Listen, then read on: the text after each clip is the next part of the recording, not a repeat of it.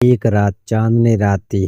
गंगा अपने कमरे में बैठी बच्चे को गोद में लिए उसी पुराने दर्द को महसूस कर रही थी। तभी देवर कमरे में आया। उसने गंगा को देखा। उसकी आंखें गंगा के चेहरे पर थिरक गई। वह कुछ कहने के लिए आगे बढ़ा लेकिन फिर पीछे हट गया। गंगा ने उसकी ओर देखा। उसकी नजरें झुकी हुई थीं। क्या हुआ देवर जी? गंगा ने धीमी आवाज में पूछा। देवर ने हिचकिचाते हुए कहा, मैं बस देख रहा था कि आप ठीक तो हैं ना। गंगा ने सिर हिलाया। हाँ, मैं ठीक हूँ। उस रात गंगा को नींद नहीं आई। वह अपने पति के बारे में सोचती रही। उसे लगता था कि उसका देवर उस पर नजर रखे हुए है। उसे डर लग रहा था।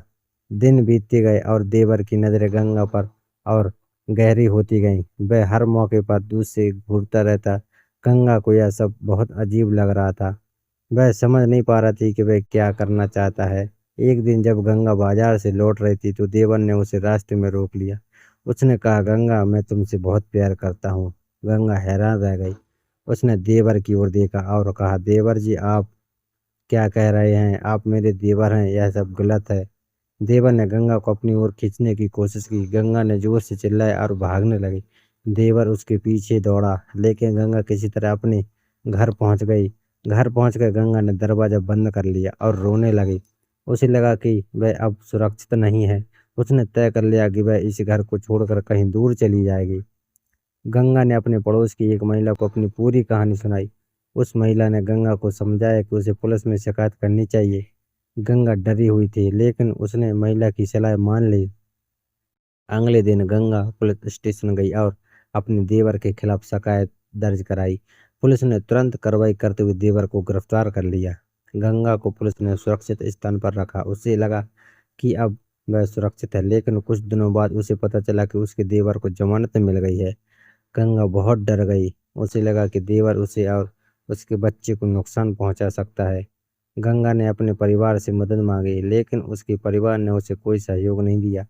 वे सभी उसके देवर का ही पक्ष ले रहे थे। गंगा बहुत निराश हुई। उसने सोचा कि अब उसे इस शहर को छोड़कर कहीं दूर चली जाना चाहिए। उसने अपने कुछ गहने बेचे और बस का टिकट लिया। रात के अंधेरे में वह अपने बच्चे को गोद में लिए अपने घर से चली गई। गंगा और उसका बच्चा एक छोटे से गांव में पहुंचे।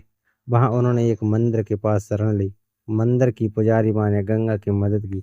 उसने गंगा को मंदिर में ही रहने की अनुमति दे दी। गंगा ने मंदिर में सेवा करने लगी और धीरे धीरे गांव वालों के बीच घुल मिल गई। गांव के लोग गंगा और उसके बच्चे से बहुत प्यार करने लगे। उन्होंने गंगा को एक नई जिंदगी दी। गंगा ने भी गांव वालों के साथ मिलकर एक नई जिंदगी शुरू की। उसने अपने अतीत को भूलकर भविष्य की ओर देखना शुरू कर दिया। कुछ साल बाद गंगा का बच्चा बड़ा हो गया। वह एक होनहार बच्चा था। गंगा बहुत खुश थी कि उसने अपने बच्चे को एक सुरक्षित और प्यार भरा माहौल दिया था। एक दिन गंगा को पता चला कि उसका देवर की मौत हो गई। उसे इस बात का कोई दुख नहीं हुआ। उसने बस इतना सोचा कि अब उसे किसी से डरने की जरूरत नहीं है। तो दोस्तों, ये थी आज की कहानी। अगर आपको मेरी कहानी पसंद आई तो कृपया मेरे चैनल को सब्सक्राइब करें और घंटी दबाकर सभी नोटिफिकेशन चालू कर लें ताकि आपको अगले वीडियो की सूचना सबसे पहले मिल सके। आपके प्यार और सपोर्ट के लिए धन्यवाद।